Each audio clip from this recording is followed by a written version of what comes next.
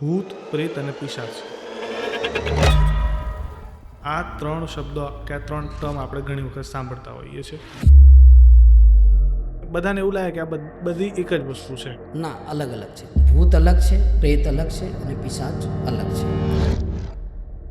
કે મારે અમેરિકાનું જે કસ્ટમર આપણા પોડકાસ્ટના થ્રુ જોડાયું હતું, એમની મિસિસે મને ફોન કર્યો. મારી છોકરી બાથરૂમ જાય ને, એને કંઈ બી થાય એટલે વોશરૂમ જેટલી વાર જશે, 10 વાર જશે તો 10 વાર નાશે. જે પિશાચ પ્રવેશ કરી ગયો હતો એ યંગ ઉંમરનો પિશાચ હતો, જે એના શરીર જોડે રમત રમતો. કે ઘણા લોકો એવા પણ મેં કિસ્સાઓ સાંભળ્યા છે કે બહુ વર્ષો વર્ષ સુધી પીડાયા પછી ખબર પડી કે આની અંદર તો ભૂત હતું, પ્રેત હતું. એનું કારણ છે આજનો યુગ શું છે,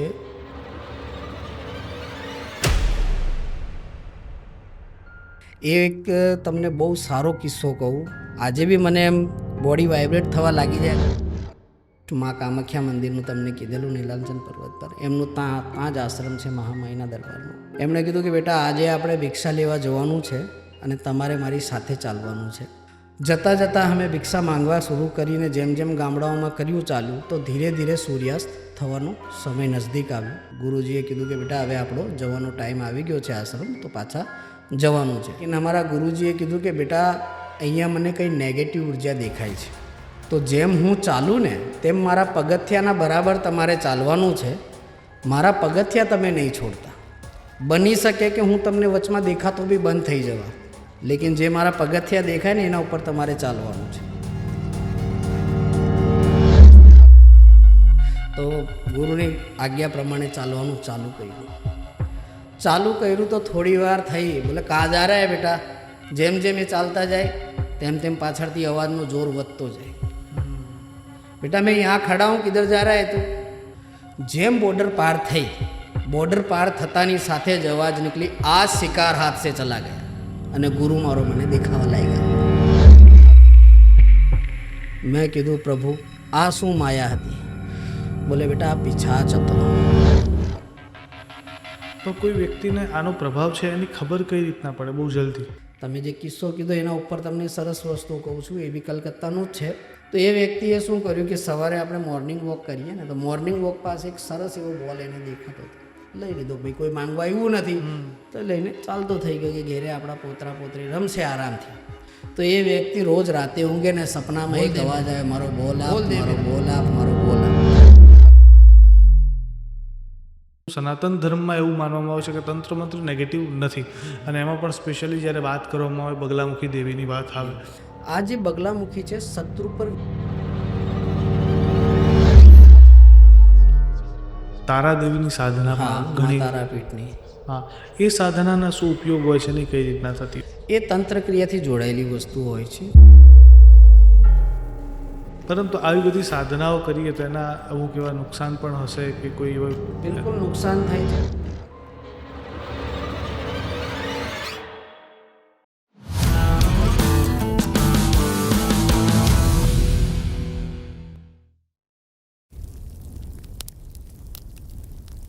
નમસ્કાર. ઓમ નમઃ શિવાય. ઓમ નમઃ શિવાય. સ્વાગત છે બેઠકમાં. બિલકુલ. પહેલાં તો કેમ છો આપ? બસ ફર્સ્ટ ક્લાસ છે. એક મને અચંબો થાય છે કે તમને કોણ કહી દે છે કે હું અહીંયા આવ્યો છું કે તમે તુરંત બોલાવી લો છો. આ મને અચંબો થાય છે. પણ કેટલું જોરદાર કહેવાય કે અમને સમાચાર મળ્યા કે તમે અમદાવાદમાં છો અને તરત મારો ફોન આવે બીજી જ મિનિટે. એ જ હું કહું છું. મૂકો આ એક અચંબાની વાત એટલે મારામાં પણ દેવીય શક્તિઓ તો છે. બની શકે. જી. પણ ગઈ વખતે આપણે વાત કરીને તો વાતમાં ઘણી બધી એવી માહિતી મળી જે ખરેખરમાં મને પણ બહુ ઉપયોગી રહી. ઘણા લોકોએ જેમને જોયા પોડકાસ્ટ એ લોકોએ કીધું કે આમને ફરી બોલાવો. ઘણા એવા પ્રશ્નો પણ મને લોકોએ રૂબરૂ મળીને પણ આપ્યા છે, ફોન કરીને આપ્યા છે, વોટ્સઅપ અને ઇન્સ્ટાગ્રામના અલગ અલગ માધ્યમથી ઘણા બધા પ્રશ્નો મોકલાવ્યા છે કે અમને આ પ્રશ્નો ઉપર ચર્ચા કરજો. પણ આજે આ બધી ચર્ચાની શરૂઆત કરવી છે, પણ પહેલાં શરૂઆત ત્યાંથી કરવી છે કે આ જે વિદ્યા છે, આ જ્ઞાન છે, આ દેવીય કૃપા છે, આની પ્રાપ્તિ તમને કઈ રીતના થઈ? કારણ કે મને ખબર છે કે ગુરુ વગર જ્ઞાન ન મળે. બિલકુલ. તો થોડી આપના ગુરુ વિશેની વાત કહો અને આપની જર્ની કેવી રહી એની વાત કરો. બહુ સરસ વાત તમે પૂછી. મારી જર્ની 98થી જે નેક્સ્ટ આપણો પહેલાં ગયો તો પોડકાસ્ટ, એમાં મેં કીધેલું કે 98ના વર્ષથી 84નો મારો બોન્ડ છે અને 98થી હું ગુરુના શરણોમાં હતો. જી. ત્યારથી ગુરુજીના શરણોમાં રહ્યો અને 3 વર્ષ એમની સેવા કરી. સેવા કરે એના પછી ગુરુ પહેલાં જોઈ છે કે ભાઈ આના અંદર એ તત્વ છે કે નથી ગુણ આપવાના. કાલ ઉઠીને એવું હોય કે ભાઈ આને ગુણ આપી દઈએ અને એનો દુરુપયોગ કરે તો 3 વર્ષ એમની શરણોમાં રહ્યા, સેવા કરી, જે વસ્તુ કે એ કરવું પડે. મારા જેવા ઘણા બધા શિષ્યો હોય, પણ ગુરુ પછી શું કરે, 2 શિષ્યોને પોતાની સાથે રાખે અને એવું લાગે કે હવે આ શીખી રહ્યો છે ત્યારે પોતાની સાથે લઈને જાય. અને ઘણી બધી વસ્તુઓ માટે અમારી પરીક્ષા બી લે કે આ વસ્તુ તું મારી સાથે જશે બેટા તો તને આ તકલીફો થશે, અગર તું ભૂગતી શકે છે તો જ સાથે ચાલજે. લેકિન આપણે શું હોય છે, જ્યારે નવી વસ્તુ શીખતા હોઈએ ને તો આપણે જનૂન હોય કે ના ગુરુજી હું તમારી સાથે જઈશ. એ એક તમને બહુ સારો કિસ્સો કહું, આજે બી મને એમ બોડી વાઇબ્રેટ થવા લાગી જાય અગર એ વસ્તુ હું યાદ કરું. મારા નીલાંચન પર્વત જે મેં તમને નેક્સ્ટ મા કામાખ્યા મંદિરનું તમને કીધેલું, નીલાંચન પર્વત પર એમનું ત્યાં જ આશ્રમ છે મહામાઈના દરબારમાં.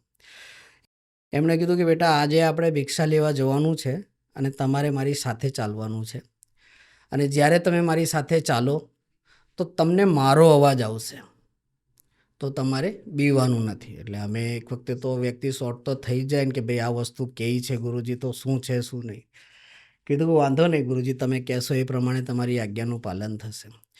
જતાં જતાં અમે ભિક્ષા માંગવા શરૂ કરીને જેમ જેમ ગામડાઓમાં કર્યું ચાલુ, તો ધીરે ધીરે સૂર્યાસ્ત થવાનો સમય નજદીક આવ્યો, સૂર્યાસ્ત થવા લાગ્યું. ગુરુજીએ કીધું કે બેટા હવે આપણો જવાનો ટાઈમ આવી ગયો છે આશ્રમ, તો પાછા જવાનું છે. હવે રાત્રિકાલ થઈ ગઈ. રાત્રિકાલ થઈ તો એના અંદર અમને બીક તો પહેલાં બી નહોતી લાગતી, કેમ કે ગુરુ જ્યાં હોય ત્યાં એમના સેવકોને બીવાની જરૂરત જ નથી હોતી. લેકિન અમારા ગુરુજીએ કીધું કે બેટા અહીંયા મને કંઈ નેગેટિવ ઉર્જા દેખાય છે, તો જેમ હું ચાલું ને તેમ મારા પગથિયાના બરાબર તમારે ચાલવાનું છે, મારા પગથિયા તમે નહીં છોડતા. હું આગળ ચાલીશ અને તમને મારા પગથિયા દેખાશે. બની શકે કે હું તમને વચમાં દેખાતો બી બંધ થઈ જવા, લેકિન જે મારા પગથિયા દેખાય ને એના ઉપર તમારે ચાલવાનું છે. તો એ જ્યારે એમણે એમ કીધું ને કે હું દેખાતો બંધ થઈ જાઉં, એટલે અમે તો ગભરાઈ ગયા. મૂકું આ શું આવી ગયું, કેમ જોયું નહીં, અમે તો આશ્રમમાં સેવા કરી એટલા દિવસ. તો ગુરુજીની વાત સાંભળીને એક વખતે બીજા શિષ્યો તો કંઈ થયું નહીં, લેકિન મને ગભરામણ ચાલુ થઈ ગઈ, કેમ કે આપણે કોઈ દિવસે ના જોઈએ વસ્તુ. મેં કીધું ગુરુજી મને બીક લાગે છે. તમે બોલે બેટા એટલે જ મેં તને કીધું કે તારી પરીક્ષાનો ટાઈમ છે હવે, અગર તું આમાં ફેલ થઈ ગયો તો ગુરુ દીક્ષા તને નહીં મળશે. તો એમાં આપણે કઠણ રહેવું બી જરૂરી હતું. તો ગુરુની આજ્ઞા પ્રમાણે ચાલવાનું ચાલુ કર્યું તો થોડી વાર થઈ. બોલે કहाँ जा रहा है बेटा? તો ગુરુજી ચાલતા ચાલતા કહે છે મેં તને કીધું તું અવાજ આવશે, મારી અવાજમાં બી વાત કરશે ને હું તને દેખાતો બી ગાયબ થઈ જવા, પણ મારા પગથિયા નહીં છોડતો. હું ભલે ગાયબ થઈ જાઉં, પગથિયા ગાયબ નહીં થશે. હું કહું ઠીક છે ગુરુજી. જેમ જેમ એ ચાલતા જાય તેમ તેમ પાછળથી અવાજનો જોર વધતો જાય. અરે હું અહીંયા ઊભો છું, તું ક્યાં જાય છે? કેમ કે એમને ગુજરાતી આવડતી નહોતી, એ હિન્દી ભાષી હતા. बेटा मैं यहाँ खड़ा हूँ, किधर जा रहा है तू? पीछे वो घर रह गया था भिक्षा लेने के लिए, वहाँ पे रुकना है हमें 2 मिनट. પણ એમણે કીધું કે જો અગર એ ચૂકી ગયો બેટા તો પછી હું બી તને કંઈ ના કરી શકીશ, એ જે થશે એનો અંત બહુ ખરાબ હશે. મગો ઠીક છે. ધીરે ધીરે જેમ જેમ અમે આગળ ચાલતા ગયા, અરે તેરો કો બોલ દિયા તું સમજ નહીં રહા હે, કहाँ जा रहा है તું? એટલે એક વખતે મને ગભરામણના સાથે સાથે પસીનો આવવા લાગ્યો. મૂકો હવે અસમંજન સ્થિતિ બની ગઈ છે, કરવું છે શું? કેમ કે મારા જેવા જ એમના શિષ્ય બીજા છે. પણ ગુરુજીએ કીધું બેટા જે પગથિયા છે બસ એમાં જ તું ચાલ. અત્યારે એ વસ્તુ યાદ કરું ને હમણાં બી તો હજી બી એ ફીલ થાય, ગભરામણ થાય. ફર્સ્ટ ટાઈમનું જે હતું એ. મૂકું ઠીક છે. પ્રભુનું નામ લીધું, મહામાઈ કામાખ્યાનું નામ લીધું અને ભોળેનાથની ઈચ્છા અનુકૂળ અમે ચાલતા થઈ ગયા. જેમ બોર્ડર પાર થઈ, બોર્ડર પાર થતાની સાથે જ અવાજ નીકળી, આ શિકાર હાથ સે ચલા ગયા. અને ગુરુ મારો મને દેખાવા લાગ્યા. મેં કીધું પ્રભુ આ શું માયા હતી? બોલે બેટા આ પિશાચ હતો. અગર તું પગથિયા ચૂકી જતે ને તો એ તને પકડી લેતે, અને પછી શું થતે તારી જોડે એ તને બી નહીં, અમને બી ખબર નહીં. એ પોતાની મનોઈચ્છા પ્રમાણે કામ કરતે પછી. એટલે મેં તને કીધું કે તને મારા ખાલી પગથિયા દેખાશે, હું બી વચમાં ગાયબ થઈ જઈશ. બની શકે અવાજ બી આવશે, રડવાનો, હસવાનો બધો જ આવશે. તો જેમ અમે રસ્તો નીકળ્યા, નીકળતાની સાથે જ અવાજ આવી, આ શિકાર હાથ સે ચલા ગયા. અને કેટલા લોકો હતા? અમે 4 જણા હતા. ગુરુજી હતા અને મારી સાથે 2 અનુયાયી બીજા, એટલે 3 અનુયાયી હતા ને ગુરુજી સાથે, 4 જણા ટોટલ અમે હતા. તો બેને તો અનુભવ એ લોકોને થયેલો હતો, મને ફર્સ્ટ ટાઈમ હતો એટલે મને ગભરામણ થાય. કેમ કે આવા પ્રેત શું હોય છે કે કોઈ બી જાણી જોઈને પ્રેત નથી હોતા. પ્રેત એક તામસી શક્તિ હોય છે અને પોતાની શક્તિઓને વધારવા માટે મનુષ્યનું હરણ કરતું હોય છે. ત્યારે ગુરુજીએ આ બધી વસ્તુ મને કીધી. તો બેટા ગમે ત્યારે બી રાત્રિકાલમાં તું કશે બી જતો હોય તો જેમ આપણે પહેલાં કહેતા હતા ને ગામના પાદરે 12 સાડા 12 નહીં જવાનું, આ થઈ જશે તે થઈ જશે, તો આ બધી વસ્તુઓ હોતી જ હોય છે, એવું નથી હોતી. તો એક પ્રેતનો નિયમ હોય છે કે જેમ ગાડીની લાઈન બની ગઈ ને તો એ ગાડીની લાઈન ઉપર જ આપણે ચાલતું જવાનું છે. જેમ ઊંટ ગાડાની લાઈન બની ગઈ તો ઊંટ ગાડાના ટાયરના લાઈન ઉપર તમે ચાલતા રહેશો, તમને કંઈ નહીં. જે તમારો એક ધ્યેય બનાવી લીધો ને એ ધ્યેય પર તમે ચાલશો તો વાંધો નહીં આવશે. એની અવાજ સાંભળીને ત્યાં રોકાઈ ગયા ને પછી કોઈ કંઈ ના કરી શકશે. એના કંટ્રોલમાં આપણે થઈ જશું અને આપણે આપણી માનસિક સંતુલન ખોઈ બેસીએ. સામે કોણ આવે કોણ નથી આવતું એ નહીં સમજશું ને જેવું મનમાં આવે એવું બોલવા લાગી જશું. જી, પણ આ વાત કરીને એટલે મનમાં પ્રશ્ન થાય કે ભૂત, પ્રેત અને પિશાચ, આ 3 શબ્દો કે આ 3 ટર્મ આપણે ઘણી વખત સાંભળતા હોઈએ છીએ અને બધાને એવું લાગે કે આ બધી એક જ વસ્તુ છે. ઇંગ્લિશમાં તો આને ઘોસ્ટ કહીને એક સેન્ટેન્સમાં, પણ આપણા ત્યાં ભૂત, પ્રેત અને પિશાચ આ ત્રણેયનો મતલબ પણ અલગ છે અને ત્રણેય વસ્તુ પણ અલગ છે. બિલકુલ. તો એ શું છે, એ ભેદ કદાચ આપ સમજાવી શકો તો. તમે પ્રશ્ન ભૂતનો કર્યો. ભૂત શું હોય છે? જેની આપાતકાલીન મૃત્યુ થતી હોય છે અને મૃત્યુ થયા પછી એનું એ વ્યક્તિની આજુબાજુ નેગેટિવ ઉર્જા, જેમ મેં તમને હમણાં કીધું એ પ્રમાણે બતાવતું હોય છે, જેના કારણે શું થાય કે એના ફેમિલીને ખબર પડે કે ભાઈ આ કંઈ મને થાય છે. જ્યારે નજદીક આવે તો એને ફીવર થાય, પસીનો આવે, અલગ નેગેટિવિટી એની મહેસૂસ થવાની ચાલુ થાય છે. એ ભૂત માટેની હોય છે. એનું એક સીધું ને સિમ્પલ સરળ કામ હોય છે કે અગર હનુમાનજી આપણે ઘરમાં સ્થાપિત કરેલા હોઈએ ને તો હનુમાનજીના આગળ એક કળશના અંદર શ્રીફળ મૂકીને નામનું ઉચ્ચારણ કરવાનું હોય છે હનુમાનજીનું. અને અગર એ ના કરાવી શકે તો પછી એમને કોઈ બી પોતાના જ્યોતિષ પંડિત, મહારાજ યા કોઈ બી હોય એમને પૂછી શકે છે કે ભાઈ મને આવી ફિલિંગ થાય છે, શું કારણે થાય છે. ભૂતનો આન્સર શું હોય છે કે અચાનક મૃત્યુ થતી હોય, જેમ એક્સિડન્ટ વગેરે હોય છે એના અંદર થતું હોય તો એ વસ્તુ આપણી સાથે ચાલતી થઈ જાય. પ્રોબ્લેમ એને કરશે જે ફેમિલી મેમ્બર હશે, બહારના વ્યક્તિને પ્રોબ્લેમ નહીં કરે અને એ સિર્ફ માણસને નકારાત્મક ઉર્જા તરફ લઈને જઈ રહ્યો. ભૂતનું આ કાર્ય હોય છે. અને પ્રેત હોય, પ્રેત જે હોય છે એ જેને આપણે કહીએ કે જેના મોક્ષ ના થતા હોય. અને પ્રેત શું હોય છે એનું જ તમને કહું કે જેમ આપણે વિદેશમાં, હું તમને દાખલો બી સારો આપું, આપણું જ્યારે નેક્સ્ટ પોડકાસ્ટ બનાવ્યું હતું ને તેના અંદર મારી જોડે અમેરિકાથી ક્લાયન્ટ જોડાયું હતું. એનો જ કિસ્સો આ પ્રેત સાથે હું તમને કહું કે ત્યાં વિદેશોમાં શું થતું હોય છે કે માણસ ખતમ થઈ જતું હોય ને તો એ લોકો શું કરે કે ફ્રીઝરમાં મૂકી દે છે.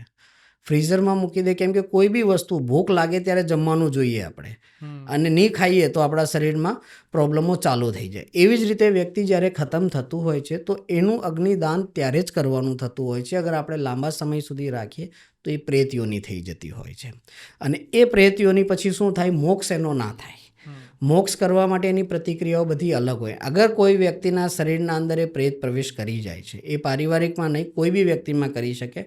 અગર નાની ઉંમરનું હોય અને એની ઈચ્છા હોય, કોઈ છોકરી છે, સ્ત્રી છે, એના શરીરમાં જોઈને તો એના શરીરમાં આવી જાય. તો એ પ્રેત જ્યારે શરીરમાં પ્રવેશ કરે તો માણસનું માનસિક સંતુલન ખોવાઈ જતું હોય છે. જેમ મેં હમણાં તમને કીધું કે મારે અમેરિકાનું જે કસ્ટમર આપણા પોડકાસ્ટના થ્રુ જોડાયું હતું, એમની મિસિસે મને ફોન કર્યો કે ભાઈ મહારાજ આ વસ્તુ થઈ રહી છે. મારી છોકરી બાથરૂમ જાય ને તો જેમ જાય એટલે તુરંત નાહીને પાછી બહાર આવે અને જાય તે ટાઈમે રડતી જાય અને આવે તો બી નાહીને આવે. એને કંઈ બી થાય એટલે વોશરૂમ જેટલી વાર જશે, 10 વાર જશે તો 10 વાર નાહશે. અને આ પ્રોબ્લેમ પાછલા 3-3.5 મહિનાથી થાય છે. એની પહેલાં તો બહુ વ્યવસ્થિત ને એકદમ સારી રીતે રહેતી હતી. હવે શું પ્રોબ્લેમ થઈ છે મને ખબર નથી, તો તમે જરા એકવાર જુઓ. તો આપણે એમને વિડીયો કોલ પર બી જોયા, ફોટા બી મંગાવ્યા, 1 કલાક લગીને એમની ટ્રીટમેન્ટ બી કરી વિડીયો કોલ ઉપર. લેકિન જે નેગેટિવ ઉર્જા એના શરીરમાં જે પિશાચ પ્રવેશ કરી ગયો હતો, એ પિશાચ શું કરતો હતો, એ યંગ ઉંમરનો પિશાચ હતો જે એના શરીર જોડે રમત રમતો હતો. અને જ્યારે બી એ રમત રમવાનું ચાલુ કરે એટલે એને બાથરૂમ આવે, અને બાથરૂમ આવે એટલે એની સાથે ખોટી વસ્તુ થવાનું ચાલુ થાય. રાતે ઊંઘે અને સવારે જાગે એટલે આખું શરીર એનું પેઇન થવાનું ચાલુ થાય. ત્યારે એમનું બાય ચાન્સ અહીંયા ઇન્ડિયા આવવાનું થયું. સુરત બારડોલીની પાસે ગામ છે, ત્યાં એમના પિયર પક્ષવાળા રહે છે. આવવાનું ત્યાં ચાલુ થયું ત્યારે મને કીધું ગુરુજી હું તમારી જોડે બી આવીને મળીશ. મેં કહું વાંધો નહીં બેટા, આવીને મળી લેજો તમે.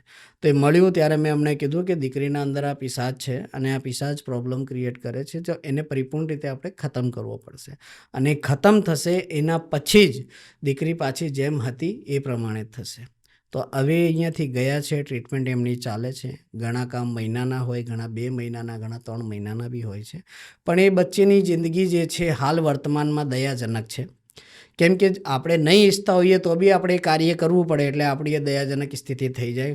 અત્યારે તો એનો વધવાનો ટાઈમ છે, પીરિયડ છે તરક્કી પ્રોગ્રેસનો, ને અત્યારે બધી રીતે બ્રેક થઈ ગઈ છે.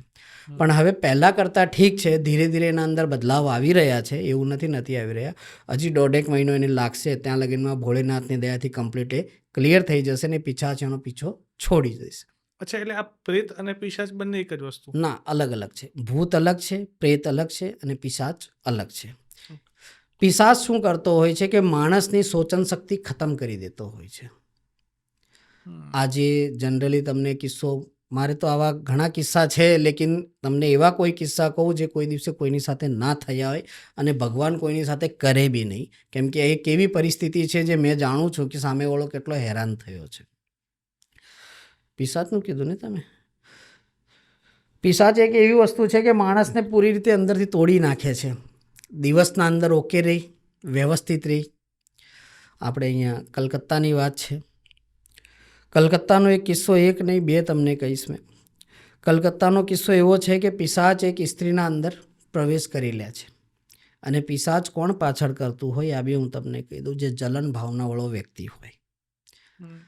અને પિશાચ કેવી રીતે બને છે એ બી તમને કહી દઉં, જે અંદરથી બધાની માટે નેગેટિવિટી વિચારતો હોય અને અચાનક એનું મૃત્યુ થતું હોય ને તો એનો મોક્ષ નહીં થાય, ઓટોમેટિકલી મોક્ષ નહીં થાય. કેમ કે સમયની પહેલાં એનું મૃત્યુ થયું છે. ત્યારે તાંત્રિક, મૌલવી, મુસ્લિમ શું કરે કે એને પકડી લેતા હોય છે અને એ પછી 2-5 હજાર 10 હજાર માટે પોતાનો ફાયદા માટે બીજાનો દુરુપયોગ થતો હોય છે, જેના અંદર ઘણી માતાઓ, બહેનો, ભાઈઓ હેરાન બી થતા હોય છે. નહીં ઈચ્છે જેવા કામ કરવા પડે એટલે ઓટોમેટિક હેરાન થાય. દિવસના અંદર એ વ્યક્તિ એકદમ સારું અને વ્યવસ્થિત રહે, સાંજ પડે એટલે એની પ્રોબ્લેમો ચાલુ થઈ જાય. હસબન્ડને ટચ ના કરવા દે, વાત ના કરવા દે, સાસુ એને હાથ લગાડે તો ગુસ્સો આવી જાય, એવી પ્રોબ્લેમો ચાલુ થઈ ગઈ. હવે ઘરમાં એકાએક આ વસ્તુ થાય એટલે માણસ તો અચંબામાં આવી જાય કે શું થયું. તો મારી જોડે પહેલેથી એ જોડાયેલા હતા. કોઈ મારા અનુયાયી એમને નંબર આપ્યા અને વાત કરી કે ગુરુજી આ પ્રોબ્લેમ છે. ફોટો મંગાવ્યો મેં, હસબન્ડ વાઈફની લગ્ન તારીખ મંગાવી, જોયું, 2 સંતાનો થયેલા, એકદમ સુંદર સારા સંતાનો, ફૂલ જેવા. અને સ્ત્રીની આંખો જોઈએ તો એ રડ્યા કરે, આંખો લાલ રહ્યા કરે. અગર એને આપણે કંઈ એના પર્સનલ કોઈ પ્રશ્ન પૂછવાની કોશિશ કરીએ એટલે તુરંત ગુસ્સો આવી જતો હોય છે. કેમ, તું મારો બાપ છે કે તું મને આ બધું પૂછે છે? ત્યારે એ વસ્તુ આપણને ખ્યાલ આવે છે કે ભાઈ આના શરીરના અંદર કોઈ બીજી ઉર્જા છે જે આની મરજીથી નથી આવી. તો કોચ ટાઈમ અમે જોયું, 1.5-2 દિવસ જેવા થયા, 2.5 દિવસ પૂરા થયા કમ્પ્લીટ. 2.5 દિવસ કમ્પ્લીટ પૂરા થયા ત્યારે ખબર પડી કે આના અંદર આ પિશાચ આવી ગયું છે અને કોઈ વ્યક્તિનું છોડેલું છે. અને એ વ્યક્તિ સાથે આ લગ્ન પહેલાં જોડાયેલી હતી. સમજ્યા તમે? ફ્રેન્ડ સર્કલમાં જે બી હોય યા પ્રેમ સંબંધમાં જોડાયેલી હતી. હવે એ સ્ત્રીનું જ્યાં લગ્ન થયું ને ત્યારે એ બધું ભૂલી ગઈ, છોડી દીધું એને કે ભાઈ હવે આપણે આ બધામાં નથી રહેવું, આપણે ગૃહસ્થી જીવન સુખીથી ચલાવવાનું છે.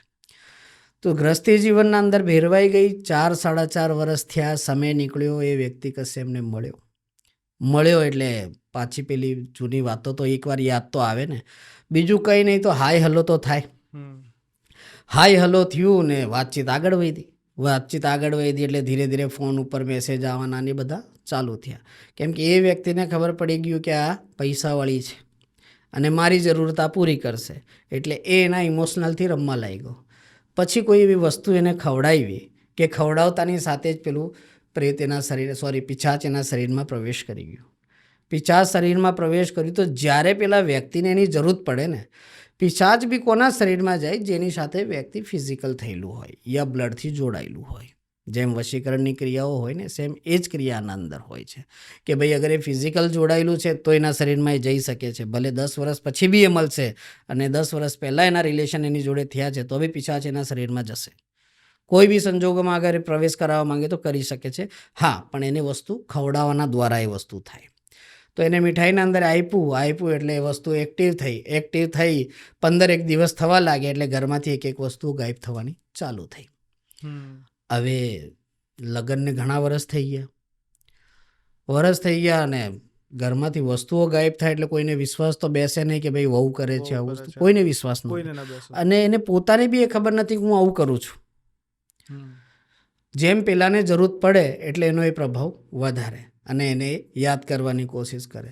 તો કબાટમાંથી કોઈ બી સામાન ઓટોમેટિકલી નીકળે અને પેલીને જઈને આપીને આવે ને પછી એ ઘેરે પાછી આવે. આટલી જ્યારે પ્રોસેસ કરે એ ટાઈમે એને યાદ નથી હોતું હું શું કરું છું. ઘેરે આવે એટલે જાતે જ કબાટ ખોલે ને આ વસ્તુ ગાયબ થઈ ગઈ. ઘરવાળા બી અચંબામાં પડી જાય કે થાય છે શું, આને જ કેમ ખબર પડે છે કે વસ્તુ ગાયબ થઈ ગઈ, પહેલાં બીજા કોઈને નથી ખબર પડતી. ત્યારે 2-4 વખતે આવું થતાં 15 થી 20 દિવસ થયા. થોડા પૈસા કાઢવાનું ને એ બધી વસ્તુઓ ચાલુ થઈ. અને પછી જે વ્યક્તિની સાથે જોડાયેલો હતો એક વખતે કોઈ એમના સંબંધીએ જોઈ લીધો કે ભાઈ કોઈ પાત્ર સાથે બહાર વાત કરતી હતી. એટલે જે મોટી ઉંમરના વ્યક્તિ હોય ને તે કહે કે ભાઈ આના કોઈ મિત્ર છે જ એની સાથે 1-2 વાર મેં વાત કરતા જોઈ છે. તો એમને એમ થયું કે ભાઈ એમ જ કોઈ હશે.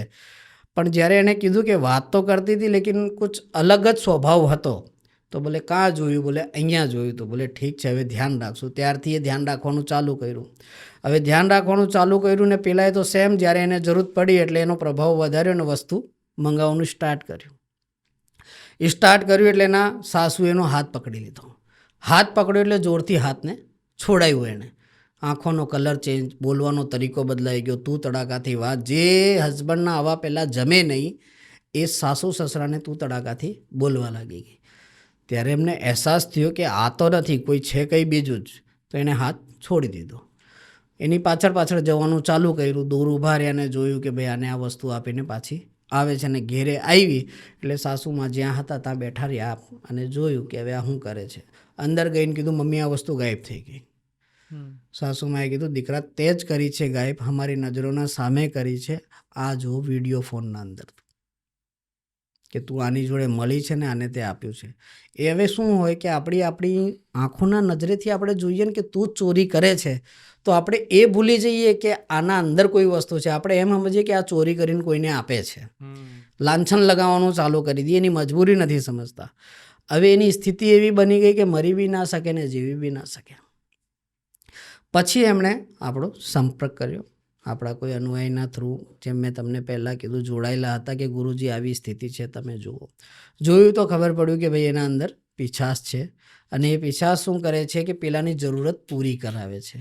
તો આને પરિપૂર્ણ રીતે આ પિશાચને આપણે ખતમ કરવો પડશે. ત્યારે જઈને આમનું ગ્રસ્તી જીવન પાછું ચાલશે. નકર તમે આને મારો ગમે તે કરો કંઈ એને, કેમ કે એને ખબર જ નથી હું શું કરું છું.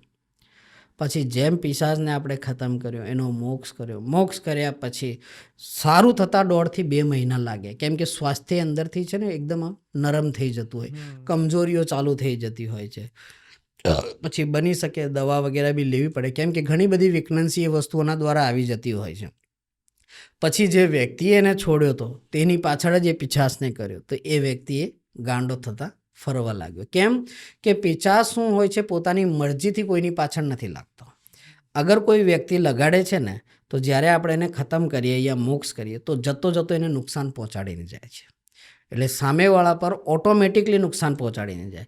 પછી ઘરવાળાઓને ખબર પડી કે ભાઈ અમારી વહુની કોઈ ભૂલ નથી, ગયું તે તો પાછું નથી આવવાનું, લેકિન છે એને આપણે નથી તોડવાનું. તો આજે સુખી જીવન ને ગ્રસ્તી જીવન એ લોકોનું બહુ સારું ને વ્યવસ્થિત ચાલે છે.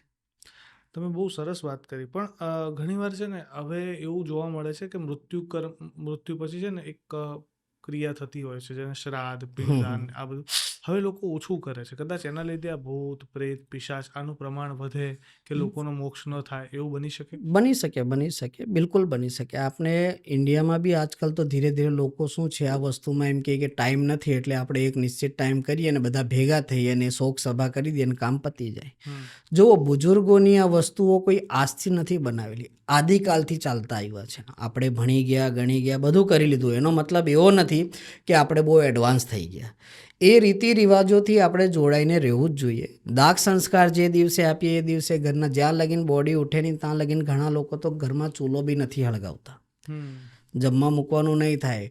બોડીનું દાગ સંસ્કાર થઈ જાય પછી જેટલા લોકો આવ્યા છે, અગર મોટી ઉંમરનું હશે તો એ મોટી ઉંમરવાળા વ્યક્તિને જમણવારનું ને એ બધું કરશે, અગર દાગ સંસ્કાર કરીને આવ્યા એના પછી. ત્રીજા દિવસે ગંગાજીમાં ફૂલ સમર્પિત કરશે.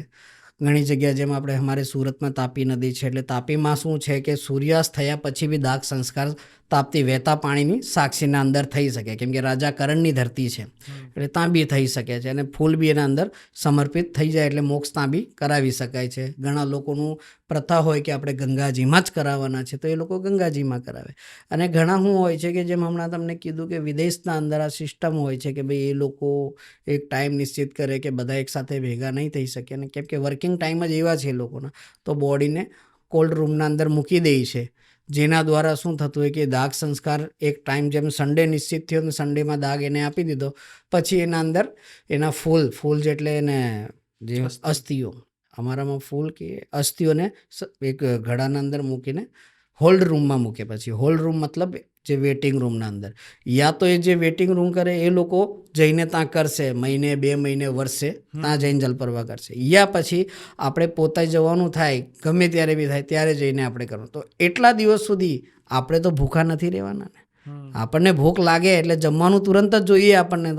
તો કોઈ બી વસ્તુ હોય અગર એ ખતમ થાય એની પ્રતિક્રિયા એ જ દરમિયાન ના થાય તો પછી આ આત્માઓનું, પ્રેતનું, પિશાચોનું કહેર આવવાનું ચાલુ થાય, અને ઘર પરિવારના હોય યા બહારના હોય એમને હેરાન કરવાનું ચાલુ થાય. પણ કોઈ વ્યક્તિની ઉપર આનો કોઈ પ્રભાવ છે? તમે જેમ કે હમણાં વાત કરી કે બહુ ટાઈમ પછી ખબર પડી, પણ કોઈ વ્યક્તિને આનો પ્રભાવ છે એની ખબર કઈ રીતના પડે બહુ જલ્દી? ઘણા લોકો એવા પણ મેં કિસ્સાઓ સાંભળ્યા છે કે બહુ વર્ષ સુધી પીડાયા પછી ખબર પડી કે આની અંદર તો ભૂત હતું, પ્રેત હતું. એનું કારણ છે આજનો યુગ શું છે, સાયન્સવાળો યુગ છે. લોકો ભણતર તરફ એટલા જતા રહ્યા, અને જવા બી જોઈએ ભાઈ, એજ્યુકેશન તો બધાને જોઈએ, અને સાયન્સની તરફ બી બધા જાય છે. તો લોકોને શું હોય છે કે આ વારે ઘડીએ માંદો કેમ થાય છે, વારે ઘડી આને તકલીફ શું આવે છે, કેમ કે આ પ્રેતના ઇફેક્ટ હોય છે શરીરના અંદર. જ્યારે એ આવે ને ત્યારે ઇફેક્ટ એવા હોય, આપણે ઘરમાંથી એને પ્રસાદ આપીએ તો નહીં ખાશે, મંદિર પર બેસવાનું કહેશે નહીં બેસશે, મંદિરમાં નહીં જશે, નાસ્તિક થઈ જશે બધી રીતે. આ એની પ્રતિક્રિયા જાણવાની કે કેવો વ્યક્તિ. પછી એને ફીવર આવવાનું ચાલુ થાય, માથામાં પેન થયા કરશે, દવા લઈ ત્યાં લગીને ઠીક લાગે, પાછું જેવું હતું એવું ને એવું થઈ જાય. તો એ શું કરશે, 1-2 વર્ષ લગીને ડૉક્ટરોમાં પૈસા આપશે. કેમ કે સાયન્સમાં મેલી વસ્તુઓ કોઈ દિવસે આવતી નથી. રિપોર્ટ બધા નોર્મલ આવશે, કેમ કે ડૉક્ટર તો ત્યાં સુધી સીમિત છે, રિપોર્ટ જોવા માટે જ નિમિત્ત છે કે ભાઈ આ રિપોર્ટ આના નોર્મલ છે, આ ઓકે છે, તો આને શું દવા આપીએ. વધારે થાય તો પછી ઊંઘની દવા આપી દે કે ભાઈ ઊંઘની દવા લે એટલે આ ઊંઘી જાય ને હેરાન ના કરે કોઈને. પછી શું છે કે ધીરે ધીરે વ્યક્તિઓને બીમારીઓ થવાની સ્ટાર્ટ થાય, અને એનું શરીર અંદરથી કોવાવા લાગે. કોવાનો મતલબ કે લાકડીને કેમ ઉદય ખાઈને ખોખલી થાય એવી રીતે ખોખલું થવાનું ચાલુ થાય. એટલે આ વસ્તુ 2-2 વર્ષ લગીનનો ટાઈમ લઈ લેતી હોય છે. પછી જ્યારે કોઈ મહારાજ પંડિત એમના ઘરમાં આવે યા એમનું કોઈ હોય જાણકાર, એમની પાસે બતાવે ત્યારે ખબર પડે કે ભાઈ આના શરીરના અંદર તો આ વસ્તુ છે જે શરીરને પૂરી રીતે કબજો કરી લીધો છે. અને આટલા ટાઈમથી એટલે જ આ વ્યક્તિ મંદિર નથી જતો. તમને ના વિશ્વાસ આવે, તમે આ પ્રસાદીને ખવડાવજો, માતાજીનો યા શિવજીનો યા હનુમાનજીનો કોઈનો બી ફોટો લઈને જાઓ, એટલે પછી આનો સ્વભાવ જોવું તમને ખબર પડશે. યા તમને વધારે લાગે તો હનુમાન ચાલીસા વાંચવાનું સ્ટાર્ટ કરો, એટલે આ પોતાનું રૂપ તમને બતાવશે. તો જેમ એટલું કહે ને કરે એટલે ખબર પડે કે ભાઈ આના અંદર તો વસ્તુ બીજી છે ને આપણે કરી રહ્યા કંઈ બીજું છીએ. પછી એની ટ્રીટમેન્ટો ચાલુ થાય, વિધિ પૂજાઓ થાય, લેકિન ત્યાં લગીનમાં એ વસ્તુ એના શરીરને પૂરી રીતે પકડી લેતી હોય છે. તમે જે કિસ્સો કીધો એના ઉપર તમને સરસ વસ્તુ કહું છું, એ બી કલકત્તાનું જ છે. બેંક મેનેજર હતા, મોટી ઉંમર હતી, 60 થી 65 વર્ષના, અને એકદમ રિચ ફેમિલી, વ્યવસ્થિત ફેમિલી હતી, એજ્યુકેટેડ, સારી ફેમિલી, ડિસિપ્લિન જે આપણે કહીએ એ ફેમિલી. કેમ કે માણસની બુદ્ધિ ભ્રષ્ટ હોય ને એટલે એને ખબર ના હોય હું શું ખોટું કરું છું કે સારું કરું છું, એને ભાન નથી હોતું એ ટાઈમે. તો એ વ્યક્તિએ શું કર્યું કે સવારે આપણે મોર્નિંગ વોક કરીએ ને, તો મોર્નિંગ વોક પાસે એક સરસ એવો બોલ એને દેખાતો હતો. તો એણે કીધું બોલ સારો છે, આજુબાજુ જોયું કોઈ છે નહીં, લઈ લીધો. ભાઈ કોઈ માંગવા આવ્યું નથી તો લઈને ચાલતો થઈ ગયો કે ઘેરે આપણા પોતરા પોતરી રમશે આરામથી.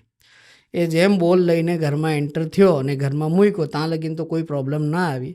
અને શું હોય છે કે આવી જે આત્મા હોય એ આવી નેગેટિવિટી હોય કોઈનું નુકસાન નથી પહોંચાડતી, એની વસ્તુ પાછી માંગી દે અને વસ્તુ પાછી આપી દે ને એટલે જતું રહે, કોઈ જાતનું એમ નુકસાન ના કરે. તો એ વ્યક્તિ રોજ રાતે ઊંઘે ને સપનામાં એક અવાજ આવે, મારો બોલ આપ, મારો બોલ આપ, મારો બોલ આપ. પેલો કે સપનું આવું કેવું આવવા લાગ્યું, આજ સુધી તો આવા કોઈ દિવસે સપના નથી આવ્યા. 3 દિવસ સુધી આવા જ એને આવે. ચોથા દિવસે બી એને સમજ ના પડી. પેલા એ સમજાવવાની કોશિશ કરી, સમજ ના આવી. આવીને એના પગની હથેલી, જે આપણે હાથની હથેલી એમ પગની જે તળિયું એના ઉપર આ ટચ ટચ ટચ ટચ કરી કે મને કિલ્લી કોણ મારે છે. પછી જેમ આંખ ખોલે તો પેલો દેખાય, ગાયબ થઈ જાય. નાની ઉંમરનું દેખાય, પાછું ગાયબ થઈ જાય. તો એણે કીધું, ઊભો થઈને આમ તેમ જોયું કે ભાઈ પોતરા પોતરી તો નથી આવી ગયા ને મજાક તો નથી કરતા ને કોઈ મારી જોડે. પાછો ઊંઘી ગયો. ઊંઘ્યો એટલે પાછી એ જ સ્થિતિ ચાલુ થઈ એની જોડે. ચાલુ થઈ એટલે પેલો છોકરો એને દેખાવા લાગ્યો. નાના 7 સાડા 7 વર્ષની ઉંમરનો. બોલે, બોલ આપ મારો, બોલ દે મેરા, બોલ દે મેરા. રડે અને બોલ દે મેરા, બસ આટલું શબ્દ. હવે એને કોઈ બી આવી રીતે અચાનક દેખાય, આપણે કોઈને ઓળખતા ન હોય ને એ વસ્તુ સામે આવી જાય તો માણસ તો પસીનો પસીનો થઈ જ જાય ને. અવાજ ના નીકળે, હાથ હલાવે, વાઈફને ઉછાવે, ઉઠે નહીં એ રહી બી. પછી જોરથી ધક્કો માર્યો ને અવાજ જ્યારે મોઢે નીકળ્યો, બોલે શું થયું? બોલે આ કોઈ ઊભું છે જો, મને કે બોલા બોલા બોલા. બોલે મને તો કોઈ નથી દેખાતું. એટલે માણસ વધારે ગભરાઈ જાય કે એને એકલાને જ મને કેમ દેખાય છે, કોઈ નથી દેખાતું આવ્યું. અને એક જ વસ્તુ, મારો બોલ આપ. અને રડિયા કરે મારો બોલ આપ. એણે કીધું કે તમે એકવાર ઊંઘો, હું આપણે ગંગાજળ પડ્યું છે એ છીડકું અને પછી આરામથી આપણે વાત કરીશું. ઊંઘ કોને આવે? ન આવે આમાં કોઈને. તો હવે ગંગાજળ છીડકું એટલે પેલું એકવાર શાંત થઈ ગયું. એને દેખાય કે પેલું સાઈડ પર બેસી ગયું છે, હવે મને છેડતું નથી, બેઠું છે લેકિન છેડતું નથી. અને ખાલી બસ રડવાનો અવાજ એને સંભળાય. ગંગાજળ તો દરેકના ઘરમાં હોય જ છે, એટલે છાંટા આપ્યા, હનુમાન ચાલીસા વાંચ્યું એટલે બધું ઓકે લાગવા લાગ્યું. હવે બોલે તમે ઊંઘી જાઓ. બોલે ના, હું ઊંઘવાનો નથી. રાતે 4:30 વાગે એમનો ફોન આવ્યો. મેં બી કામમાં હતો એ ટાઈમે, મેં ફોન ના ઉચક્યો. પછી મેં 5:15 એમને ફોન કર્યો. મૂકો, હા બેટા ફોન आज तो बहुत सुबह सुबह किया, क्या बात है? बोले गुरुजी एक प्रॉब्लम हो गई है, 3 दिन से तो इनको सपना आ रहा है और अब बोले इनको नज़र आ रहा है. हिंदी में बात एमने જેમ કીધું વાત કરું તો વાંધો નહીં ને આપણે હિન્દીમાં.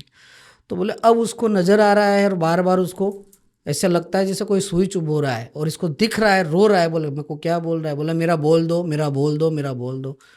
मुझको बेटा मेरी वीडियो कॉल पे उनसे बात कराओ.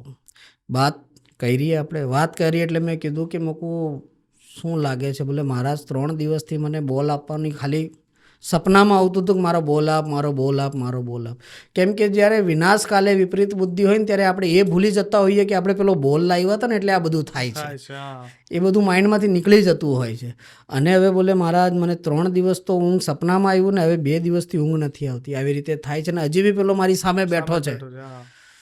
કીધું વાંધો નહીં, તમે 3-4 દિવસ પહેલાં કશે ગયા હતા લગ્ન પ્રસંગમાં, યા આપણે એમ સમજીએ કે ભાઈ રાતે કશે ગયા હોય ને ચોરાય પર કોઈ વસ્તુ હોય ને સાથે લઈને આવી ગયા હોય.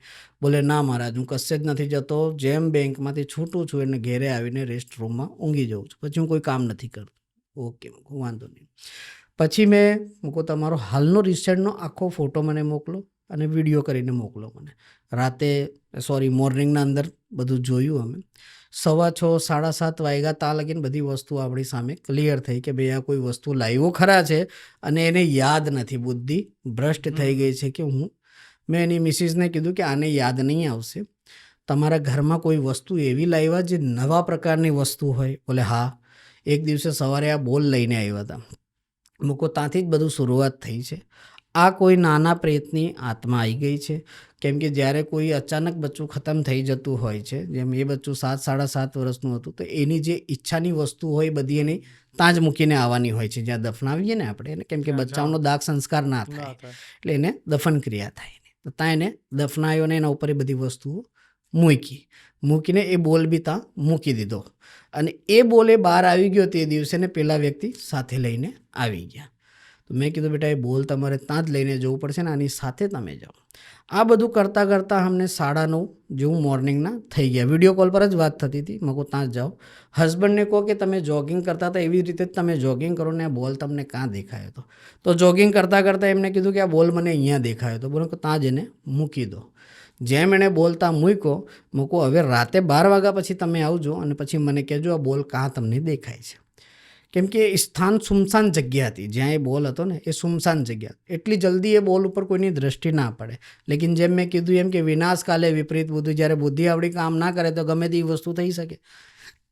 એ બોલને ત્યાં મૂક્યો અને મૂકતાની સાથે જ ઘેરે ગયા તો એકદમ રિલેક્સ બોડી થઈ ગઈ, બધી વસ્તુ ઓટોમેટિકલી સારી થઈ ગઈ. मैंने कहा गुरुजी आपकी क्या सेवा, मेरे को कोई सेवा नहीं है बेटा इसके लिए, तो क्योंकि हमें तो जो हमारा कर्तव्य है वो हमने देखा है और ये तो बिना खर्चे वाला काम था वो हमने बता दिया तुम, કેમ કે 4, 4.5 या 5 વર્ષથી એ લોકો મારી જોડે જોડાયેલા છે. તો એવી રીતે ઘણા કામ હોય છે જે વગર ખર્ચે બી થઈ જતા હોય છે, પણ એ ડિપેન્ડ કરે કે પ્રોબ્લેમ કેવી છે. ના, બહુ સરસ વાત કરી, કારણ કે આવા બધા ઘણા બધા કિસ્સાઓ આપણે સાંભળતા મજા આવે, વાર્તા જેવું લાગે, પણ જેની ઉપર વીતી હોય એને ખબર હોય. અમને તો અત્યારે સાંભળીને મજા આવે, કારણ કે કિસ્સો આખો જે તમે વર્ણવો, પણ જે પરિસ્થિતિમાં રહ્યો એને દુઃખ ભોગવ્યું છે, પણ અંતે માણસ એ પરિસ્થિતિથી બહાર આવ્યો એટલે સાંભળીને આનંદ થાય. પણ આના સિવાયની વાત કરીએ ને, જ્યારે આપણે તંત્ર મંત્રના વિષયની વાત કરીએ, બહુ પ્રેત પિશાચની એક વાત છે, એવી એક આપણી તંત્ર મંત્રની વાત છે. ઘણા લોકો એને નેગેટિવ માને છે, પરંતુ આપણું સનાતન ધર્મમાં એવું માનવામાં આવે છે કે તંત્ર મંત્ર નેગેટિવ નથી. અને એમાં પણ સ્પેશિયલી જ્યારે વાત કરવામાં આવે બગલામુખી દેવીની વાત આવે ત્યારે, હમણાં થોડાક સમય પહેલાં ભારતના ટીમના કોચ એટલે ગૌતમ ગંભીરે પણ બગલામુખી ગયા હતા અને ત્યાં હવન કર્યું, બહુ સરસ. અને આપણી ભારતની ટીમ વિજય બની, વર્લ્ડ કપ લઈને આવી. એટલે આ બધા કિસ્સાઓ જ્યારે જોઈએ, સાંભળીએ કે આટલા બધા લોકો માને છે અને શ્રદ્ધા રાખે છે, અને ત્યાં પાછો કોઈક એવો પણ સૂર સંભળાય કે ભાઈ આ તો બધી તાંત્રિક સાધનાઓ છે, નુકસાન કરે, તો એ ભેદ શું છે સમજાવો. ખાસ કરીને બગલામુખી દેવીની સાધના વિશેની થોડી માહિતી તમે આપી શકો તો. બગલામુખી મહામાઈની જે સાધના છે, એ સાધનાના અંદર જ્યારે આપણે ક્રિયાઓ કરતા હોઈએ છીએ તે દરમિયાન પીળા વસ્ત્ર પહેરવાના હોય છે, પીળું આસન હોય છે અને પીળી ક્રિયાઓથી જે કાર્ય કરવામાં આવતા હોય છે. દરઅસલ ઘણા લોકો બગલામુખીની જે ક્રિયા હોય ને, આપણે મૂઠ ચોટ એક ગુજરાતીમાં આપણે વાક્ય છે એના ઉપર લેતા હોય છે, પણ એ વસ્તુ હાવ અલગ છે.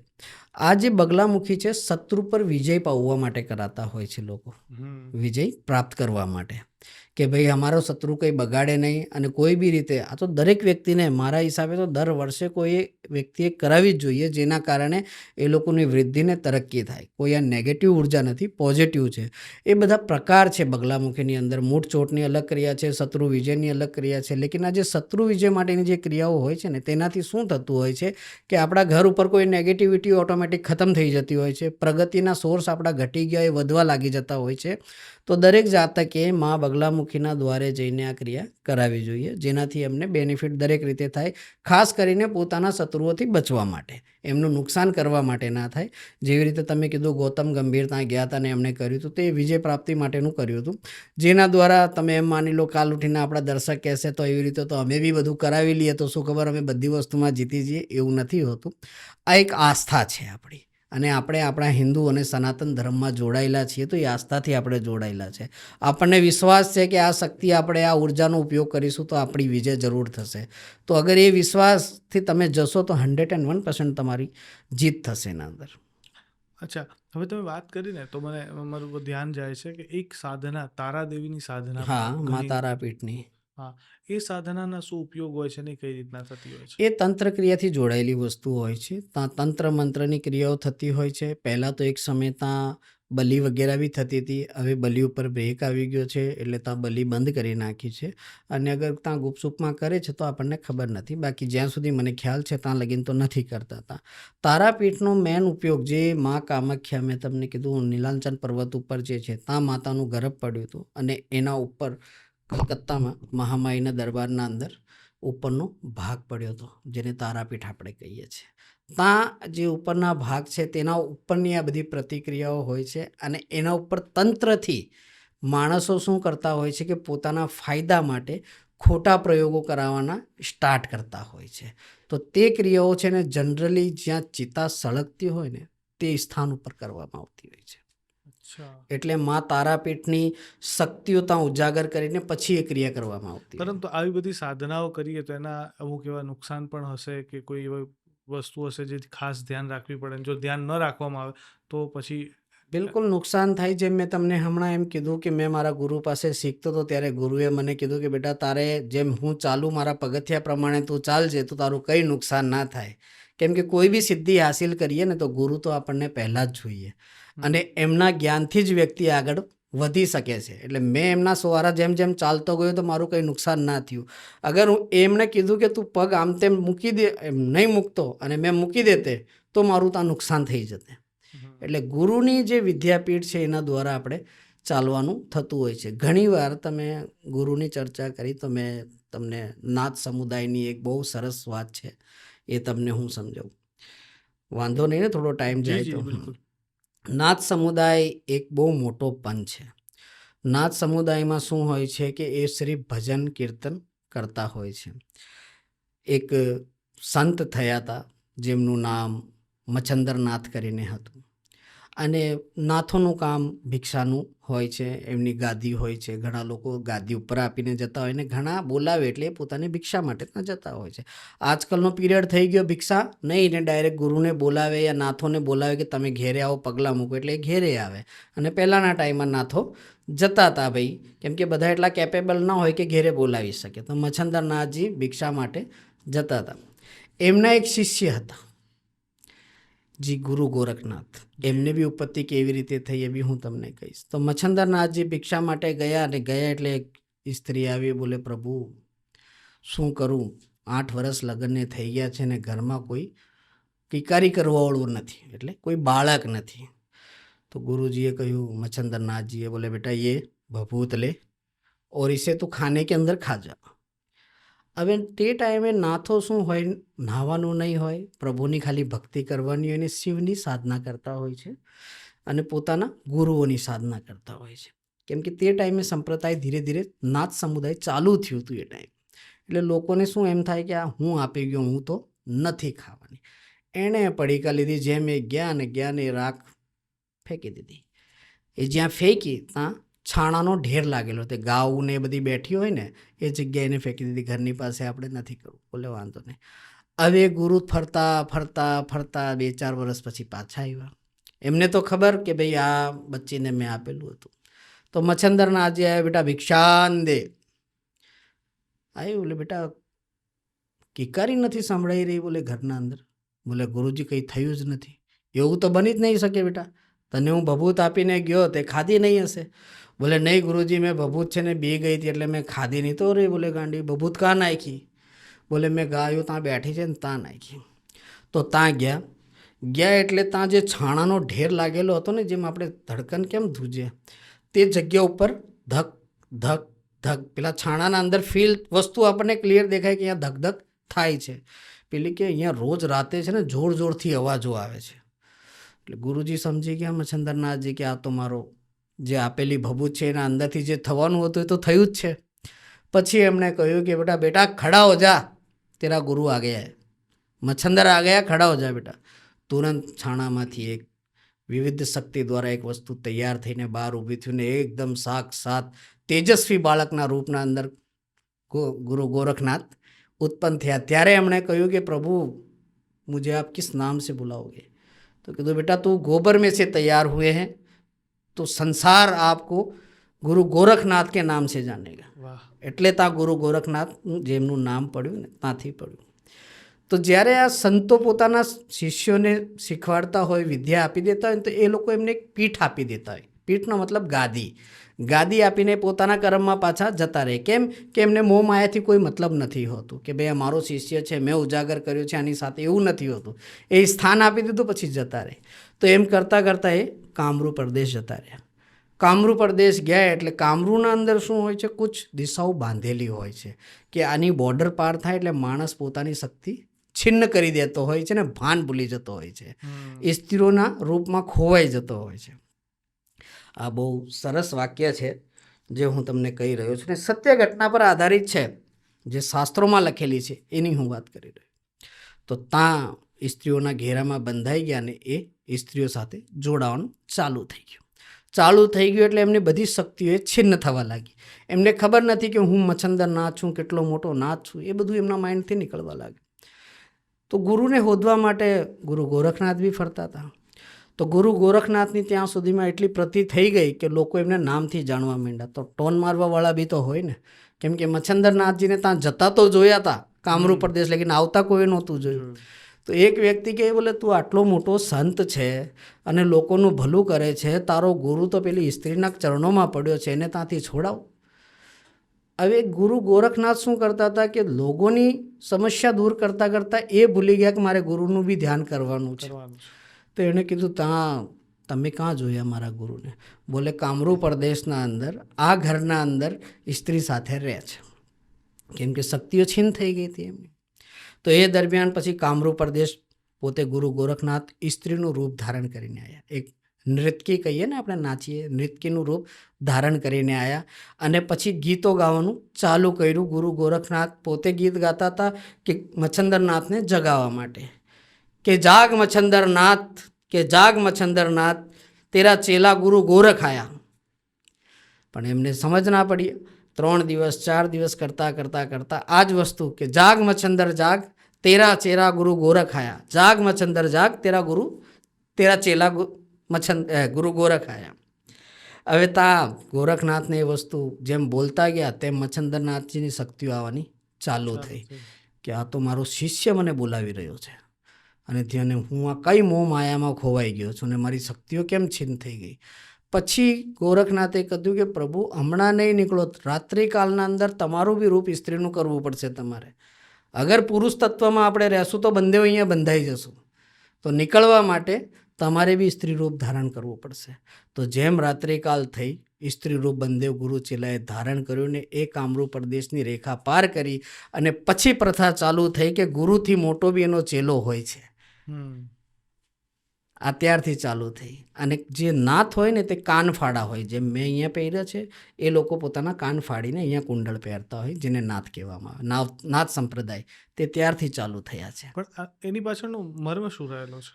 નાથનો મતલબ એ હોય છે કે આ જ્યારે કાન ફાડતા હોય ને, કાન ફાડવાનો મતલબ શું હોય છે કે આ સાંસારિક સુખથી વંચિત થઈ ગયા, પોતાનું પિંડનું દાન આપી દેતા હોય છે. પછી ગ્રસ્થી જીવનથી એમને કશું લેવા દેવાનું નથી હોતું, એમની ગાદીથી એમને લેવા દેવાનું હોય છે. એમને મોહ માયાથી કોઈ એમના માતા પિતા બી એમની પાસે જાય ને તો એમને માતા પિતા નહીં કહેશે, દીકરો જ કહેશે, આવો બેટા શું વાત છે. ભલે પિતા બી જશે તો બી એમને સન્માન આપશે, લેકિન બેટા કહીને જ વાત કરશે યા તુંથી વાત કરશે. બાકી પરિવારથી કોઈ લેવું દેવું નથી હોતું. જ્યારે પોતાનું નામ પરિવર્તન થાય છે ને નાથ સમુદાયમાં જોડાતા હોય તો પહેલાં એમનું કાન ફાડવામાં આવે ને કાન ફાડ્યા પછી પરિવારથી જ ભિક્ષા માંગવાનું ચાલુ થાય. અચ્છા. હા. અચ્છા, પણ આજે તમે નાથ પરંપરાની વાત કરી, બરોબર છે, આ લોકો તંત્ર મંત્રની સાધના નથી કરતા? નહીં, એ તંત્ર મંત્રની નહીં, એ યોગ સાધના કરતા હોય છે. પ્રભુના યોગમાં ખોવાયેલા હોય. ઘણા હનુમાનજીની પ્રતિષ્ઠિ કરતા હોય છે, ઘણા ગુણગાન કરતા હોય છે, ઘણા ભજન કીર્તન કરતા હોય છે. ને મોટા મોટા જે આપણે કહીએ છીએ સન્માનિત વાણિયાઓ હોય યા જે બી હોય, એ લોકો નાથોને પોતાના ઘેરે બોલાવે. કેમ કે પોતે પવિત્ર છે, મોહ માયા ત્યાગી દીધી એટલે પવિત્ર છે, તો ઘરને શુદ્ધ કરવા માટે બોલાવે અને ત્યાં પ્રભુઓના, શિવજીના, દુર્ગાના, ખાટુ શ્યામ બાબાના ભજન કીર્તનો કરાવે એમની પાસે. અચ્છા, પણ તો પણ છતાં ઘણા એવા પુસ્તકો જોવા મળે છે, બરોબર છે, જેમાં એવી ઉક્તિઓ છે, કેવા મંત્રો છે કે વશીકરણ માટે કે આના માટે દુહાઈ ગુરુ ગોરખનાથ કે આ પ્રકારના શબ્દોના ઉચ્ચારણવાળા ઘણા મંત્રો જોવા, તો એની પાછળનું કારણ શું? એ દુહાઈનો મતલબ એ છે કે એ બ્રહ્મચારી છે. બ્રહ્મચારીનો મતલબ કે ગુરુ ગોરખનાથ કે તુમ્हें दुहाई है, તું यहाँ से चला जाए, એ મંત્રોના ઉચ્ચારણ આના અંદર થતા હોય છે. જેમ કોઈ વ્યક્તિ ઉપર બાહ્ય શક્તિ યા બાહ્ય બાધા, જેમ ચોરાયો ક્રોસ કરતા હોય ને એના અંદર કોઈ શરીરનો પ્રભાવ આવી ગયો કોઈ વસ્તુનો, તો ત્યાં એમની દુહાઈ લાગે અને ત્યાં એ મંત્રોનો પ્રયોગ કરીને એને તેના શરીરમાંથી દૂર કરવામાં આવે.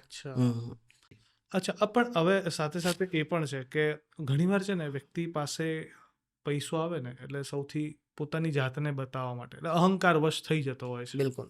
અને અહંકારી માણસને ખાડવો પડે, અહંકારને ખાડવો પડે એવું કહેવાય. એના માટેની તમે એક બહુ સરસ મજાનો પ્રસંગ કહેતા હતા. જો એક બહુ સરસ વાક્ય આપણે મહાભારતના ટાઈમનું છે, એમાં અહંકાર આપણા કરણને આવી જતું હોય છે. એ કેવી રીતે આવે એનું પૂરું વ્યાખ્યાન તમને આપું છું. કે જ્યારે યુદ્ધ થતું હતું ને કર્ણ જ્યારે તીર મારતા હતા ને તો સારથી શ્રી કૃષ્ણ ભગવાન સ્વયં એમના હતા, અર્જુનના. તો જ્યારે કર્ણ તીર મારે ત્યારે શ્રી કૃષ્ણ ભગવાન કહે વાહ કર્ણ, વાહ કર્ણ. કેમ કે જ્યારે એ તીર મારતા હતા તો 2 ડગલા રથ પાછળ ખસી જતું હતું.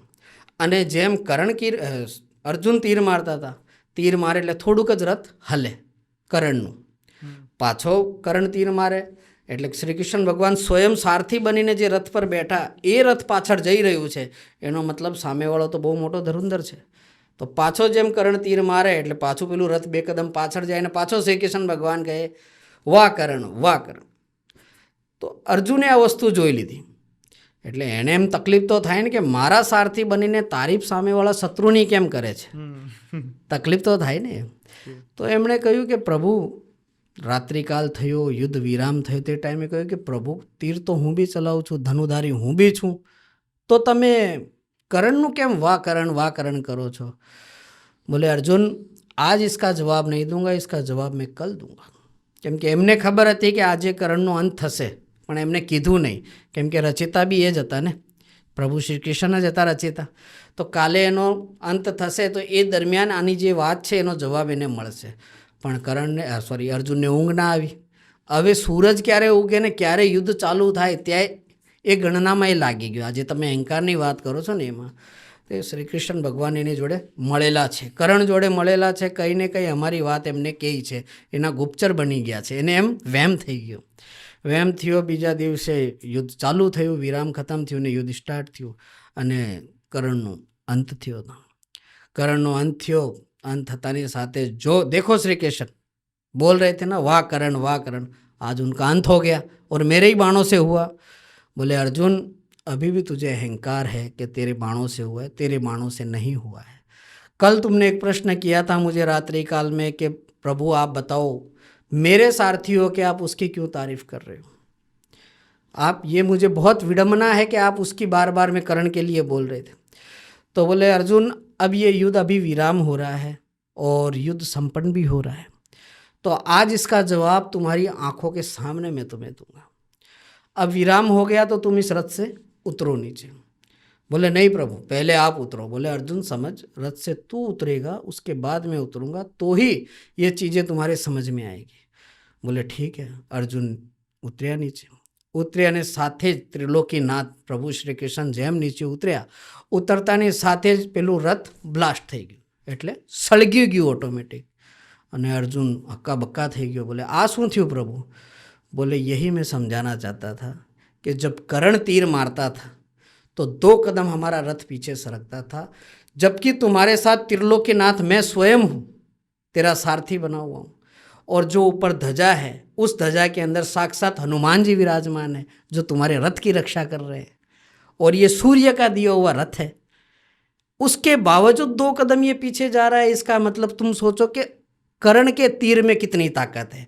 अगर मैं वहाँ पे नहीं होता तो ये रथ सृष्टि के बाहर चला जाता उसके एक तीर से. ત્યારે અર્જુનને ખબર પડી કે બોલે આ વાત તો સાચી છે. ત્રિલોકીનાથ જેની માટે દુનિયા તરસે છે તે મારા સારથી બનીને મારી સાથે બેઠા, એના બાવજૂદ આ 2 કદમ પાછળ આવે છે, એટલે એનો અહંકાર ત્યાં ચકનાચૂર થયો ને એણે કીધું પ્રભુ મારી બહુ મોટી ભૂલ થઈ છે. વાકઈ કરણ ધનુધારી હતા અને છે અને રહેવાના છે. આ એક અહંકારનો અંત થયો એમને. આ તો અહંકારની વાત થઈ. આવી જ એક છે વિશ્વાસની વાત. એના ઉપરનો કોઈ પ્રસંગ તમે વર્ણવી શકો? વિશ્વાસમાં બહુ સરસ આપણે વિનોદ ભટ્ટ કરીને ગુજરાતી કલાકાર છે જે કથા કરે બી છે, ઘણીવાર કવિ છે, કથા નહીં, ઘણી કવિતા કરે છે. એમના ઉપર એક બહુ મોટું સરસ કાવ્ય છે જે મને બહુ એ પ્રસંગ એમનો ગમ્યો છે ને એટલે હું એમનું વિવરણ કરું. જે તમે વિશ્વાસ પર વાત કરી કે જ્યારે લંકા પર વિપત્તિઓ આવવાની ચાલુ થઈ ગઈ તો લંકાની જે પ્રજા છે તેમને એવું થવા લાગ્યું કે ત્યાં એક એવો માયાવી માણસ આવી ગયો છે કે જેના નામના પથ્થર તરે છે પાણીમાં. અને આ વાત પહોંચતા રાવણ પાસે પહોંચી ગઈ કે ભાઈ ત્યાં તો અમારાથી બી મોટો એક માયાવી આવી ગયો છે જેના નામના પથ્થર તરે છે. તો રાવણના મંત્રીએ એમને કીધું પ્રભુ પ્રજા તો આપણાથી દુઃખી છે અને પ્રજાને એમ થઈ ગયું છે કે આપણા રાવણનો અંત થવાનો છે, તો આપણે બધા બી રામની શરણોમાં જતા રહીએ, કેમ કે એમની પાસે તો એવો વ્યક્તિ છે, એવો માયાવી છે કે જેના નામના પથ્થર તરે છે. તો જ્યારે પ્રજાનો વિશ્વાસ તૂટવા લાગી જતો હોય ને તો એ વિશ્વાસને જગાવવા માટે તાના સૈનિક હોય યા જે બી હોય, રાજાના હોય, રાજાને જગાવવા માટે બધી ભાગદોડ કરવાની થતી હોય છે. બોલે આવી માયા તો મને બી આવડે છે. આજે બોલે આપણી બધી પ્રજાને બોલાવો ત્યાં અને હું એમને બતાવું કે આ પથ્થર કેવી રીતે તરે છે. એક પથ્થર લીધો રાવણે અને એના ઉપર રાવણ લખીને પથ્થર નાખ્યો ને પાણીમાં તરવાનો ચાલુ થઈ ગયો. તો પ્રજાને થયું અમારો તો મહારાજ મોટા છે, અમારા મોટા છે મહારાજ, એ તો માયાવી છે, એનાથી બી મોટા અમારા રાવણ છે. હવે શું હોય છે કે સ્ત્રીને ખબર હોય છે કે ભાઈ આ આવડત મારા ઘરવાળામાં નથી, એ સ્ત્રીને ખબર હોય છે. રાવણની ધર્મપત્ની બહાર ઊભા રહ્યા સ્વયં કક્ષમાં, જેમ રાવણ જવાના રાત્રિકાલમાં ચાલુ થયા તો દેવી ઊભા રહીને પૂછે, પ્રભુ એક જવાબ આપો, મને ખબર છે કે તમારા અંદર આ શક્તિ નથી, એવું તે તમે શું કર્યું છે કે આ તમારા નામનો પથ્થર તરતો થઈ ગયો છે? બોલે, દેવી, જે ઢકાયેલી વસ્તુ છે એને ઢાકેલી રહેવા દે. અગર હું કહીશ તો તારા મનમાં મારા પ્રત્યેનો સૌથી પહેલાં વિશ્વાસ. બોલે, એ તો મને ખબર જ છે કે તમારા નામનો પથ્થર નહીં તરે પ્રભુ. ત્યારે કહ્યું કે જો દેવી, એ પથ્થર ઉપર રાવણ નામ તો મેં લખ્યું હતું, લેકિન પથ્થરને મેં કીધું હતું કે અગર તું તૈરશે નહીં ને તો તને રામના સમ છે. અગર તું તૈરશે નહીં તો તને તારા રામના સમ છે. તો પેલા પથ્થરને મેં જેમ નાખ્યો ને એટલે રામના નામથી એ તૈરતો થઈ ગયો. ત્યારે એક વિશ્વાસની જે તમે વાત કરી એની માટે કહું કે પ્રજામાં વિશ્વાસ ભલે એને જૂઠ્ઠો જગાડ્યો એ ગમે તે જગાડ્યો, લેકિન પ્રજાને તો એવું થયું ને કે નહીં, અમારા બી જે ભગવાન છે એ આ કલા જાણે છે. જી, આપણે હમણાં અહંકારની વાત કરી. અહંકારની વાત આવે ને એટલે આપણા મગજમાં પહેલું એક ચરિત્રનું નામ આવે રાવણ. બિલકુલ. હવે રાવણ બહુ જ અહંકારી, પણ છતાં એની પ્રજા એનામાં વિશ્વાસ કેમ કરતી હતી, આ મારે જાણવું છે. તમે વિશ્વાસ ઉપરનો બહુ સરસ મજાનો પ્રસંગ કીધો, પણ હવે મારે જાણવો છે મિત્રતા ઉપરનો. કારણ કે આજે છે ને, સાચી મિત્રતા મળવી અને સાચી મિત્રતા નિભાવવી બંને અઘરી બની છે. બિલકુલ. બરાબર છે. સાચા મિત્ર મળે એ ભાગ્યશાળી છે. બરાબર છે. એટલે મિત્રતા ઉપરનો કોઈ પ્રસંગ આપણા પુરાણો શાસ્ત્રોમાં રહેલો તમે વર્ણવી શકો અત્યારે? જો કળિયુગના અંદર તો મિત્રતાનો મતલબ છે સ્વાર્થ. જી. કે અગર વ્યક્તિ પાસે પૈસા છે ને તો એની જોડે મિત્ર જોડાયેલા રહેશે. જેમ પૈસા ખતમ થઈ જશે તો સૌથી પહેલાં એના નજદીકના લોકોને, પછી એના મિત્રો ભાગવાનું ચાલુ કરી દેશે. ઘણા દર્શક કહેશે કે ગુરુજી તમે આ ખોટું બોલો છો, અમારા બી મિત્ર છે આવા, લેકિન અમે એવા નથી. એ સમય એ વસ્તુ કરાવે છે, આપણે નથી કરી રહ્યા. સમય, કે સમયને ખબર છે કે હવે આની પાસે પૈસા નથી એટલે આપણી પાસે એ માંગશે, એટલે ઓટોમેટિક એ દૂર ભાગવાનું ચાલુ કરી નાખે છે. આનો એક બહુ સરસ કિસ્સો દ્વાપરનો અને ત્રેતાનો, શ્રી રામ જન્મનો બી છે અને શ્રી કૃષ્ણ ભગવાનનો ત્રેતાયુગનો બી છે. ત્રેતાયુગના અંદર તો સૌને આમની મિત્રતાનું ખબર જ છે, સુદામા અને શ્રી કૃષ્ણ ભગવાનની. તો એના ઉપરનું હું તમને એક બહુ સરસ વિવરણ આપું છું, જે બધાને જ ખબર છે, લેકિન તમે પૂછ્યું એટલે એનું આન્સર હું તમને આપી રહ્યો છું. કે આપણે પોરબંદરમાં જન્મ થયો હતો સુદામાજીનો, અને દ્વારિકાધીશ તો આપણા સ્વયં પ્રભુ હતા જ. તો ત્યારથી જે નાનપણથી જ મિત્ર હતા, જ્યારે એ પોતાની ગુરુની શિક્ષા લેતા હતા, ગુરુનું ધારણ કરતા હતા, ત્યારથી જે મિત્ર હતા. પણ એક સમય પછી એવો આવ્યો કે પોતપોતાના ગ્રસ્તી જીવનમાં એ વ્યસ્ત થઈ ગયા, અને બ્રાહ્મણના પુત્ર હતા તો એ પોતાની લીલામાં મગન થઈ ગયા, અને પ્રભુ સાંસારિક લીલામાં મગન થઈ ગયા કે જે લોકોના દુઃખ છે એ દૂર કરવા માટે, અને જેની માટે એમનો જન્મ થયો છે એ લોકોનો ઉદ્ધાર કરવા માટે. એ કરતાં કરતાં પ્રભુની જ્યારે લાસ્ટ લીલા આવી ને, ત્યારે પ્રભુનું એમ થયું કે સંસારના અંદર જે વસ્તુઓ પ્રારંભના મારા દોષ હતા એ મેં પૂર્ણ કર્યા, જે વ્યક્તિઓ મારી જોડે જોડાયેલા છે એ મેં પૂર્ણ કર્યા. હવે મારું જીવન, એમને ખબર છે કે એક હજી મારો પ્રારંભનો મિત્ર છે, અને પ્રારંભનું એક વચન મેં આપેલું છે જેનાથી મેં જોડાયેલો છું, અને એ આજે બી દરિદ્ર છે, લેકિન એ કેવી સ્થિતિમાં છે એમને ખબર નથી. પ્રભુની પાસે, ભગવાન પાસે આપણે જઈએ તો જ ભગવાન આપણી મન્નત પૂરી કરે ને, એમ તો ક્યાંથી કરે. એક દિવસે સુદામાની પત્નીએ કીધું કે તું રોજ કૃષ્ણ કૃષ્ણ કરતો રહી છે, એની પાસે તું કેમ કંઈ માંગતો નથી? બોલે, મૂરખ, એ ત્રિલોકીનાથ છે, એનું તો નામ લેવાથી જ જીવન ધન્ય થાય. બોલે, નામ લેવાથી પેટ નથી ભરાતું, છોકરાઓને પહેરવા માટે કપડાં નથી, તું ખાલી નામ જ લયા કરે છે. એટલે એ ટાઈમે બહુ નિરાશ થયો, કેમ કે એક એવો જ એ મિત્ર છે જે નિસ્વાર્થ મિત્ર હતો, જે પ્રભુનું નામ તો લેતો હતો, લેકિન કોઈ દિવસે ડિમાન્ડ નહોતી મૂકતો કે હે પ્રભુ હું તારું નામ લઉં છું. આપણે તો એમ કહીએ મારી આ પૂરી કરી આવ, છોકરાને પાસ કરાવી દે, પેલું કરાવી દે, ગમે ત્યાં જઈએ આપણે પહેલાં એ પ્રાર્થના કરીએ. લેકિન એ કૃષ્ણ કૃષ્ણ જ કરે, કંઈ માંગે નહીં. સવારે ઉઠે તો બી કૃષ્ણનું ઉચ્ચારણ, ઊંઘે તો બી કૃષ્ણનું ઉચ્ચારણ. હવે પત્ની રોજ રોજ તાના મારવા લાગી કે તારો કૃષ્ણ કંઈ નથી આપતો, કંઈ નથી આપતો. એટલે એક દિવસે દુઃખી થઈને કે લે, આજે હું તું કહે છે ને એટલે દ્વારિકાધીશ પાછી હું જાઉં છું. હવે મને ઓળખે નહીં ઓળખે તારી તકદીરની વાત છે, લેકિન હું જાઉં છું. બોલે ઠીક છે. તો એમણે શું કર્યા, 3 મુઠ્ઠી ચોખા બાંધીને આપી દીધા કે ત્યાં પૂછશે કે તું શું લાવ્યો, ભાભીએ શું આપ્યું, તો બોલે આ ચોખા છે એ આપી દેજે, બનાવવાના તો હવે આપણી પાસે પૈસા જ નથી, જે માંગીને લાવ્યા એ ચોખા છે, કેમ કે બ્રાહ્મણના પુત્ર હતા. હવે જતાં જતાં દ્વારિકા નગરી પહોંચ્યા. હવે દ્વારિકા નગરી પહોંચ્યા તો કપડાં ફાટેલા, દરિદ્ર અવસ્થા, બ્રાહ્મણના પુત્ર થયા છતાં બી એ અવસ્થા. હવે દ્વારિકામાં પહોંચ્યા એટલે પહેલાં શું હતું, ક્ષેત્રફળ બહુ નાનું હતું, એટલું મોટું નહીં. એટલે કોઈ બી નવો માણસ આવે એટલે તુરંત ઓળખાય કે ભાઈ આ કોઈ બાહ્ય વ્યક્તિ આવેલો છે આપણે અહીંયા. તે આવ્યું ને કીધું કે તમે તો કૃષ્ણ કૃષ્ણ કરો છો અને બ્રાહ્મણના પુત્ર લાગો છો. બોલે મારે તો કૃષ્ણ પાસે જવું છે.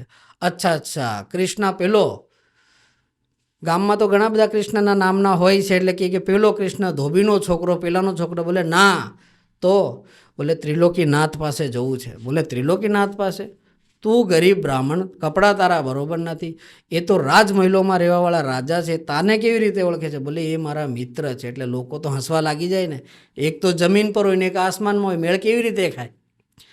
તો એણે હસવા લાગ્યા હતા. બોલે બ્રાહ્મણ, પૈસા નથી તો લઈ જા અને જમીન તારા ઘેરે જા. હું કામ તું અહીંયા ધક્કા ખાય છે? તું ખોટો બદનામ થાય છે ને બ્રાહ્મણને બી બદનામ કરી રહ્યો છે, કેમ કે તું બ્રાહ્મણનો પુત્ર છે, એટલે અમે તને કંઈ ના કહી શકીએ. આવી સ્થિતિ એવી, કોઈ બી જો એટલે દયાજનક બની જાય. કરતાં કોઈ બીજા વ્યક્તિ પાસે પહોંચ્યો. બીજા વ્યક્તિને બી સેમ જ કીધું કે મારે દ્વારિકાધીશ પાસે જવું છે. બોલે શું કામ છે? બોલે એ મારો મિત્ર છે. એટલે હસવા લાગી જાય પાછા એને જોયું. એમ કરતાં એ લોકો એમણે કીધું કે ભાઈ આ સ્થાને મળી જશે, એમના મહેલમાં શયન કક્ષમાં છે હજી બી. ત્યાં પહોંચ્યા ને પહોંચતાની સાથે જ દ્વારપાલો કે હે કિધર જા રહા હૈ?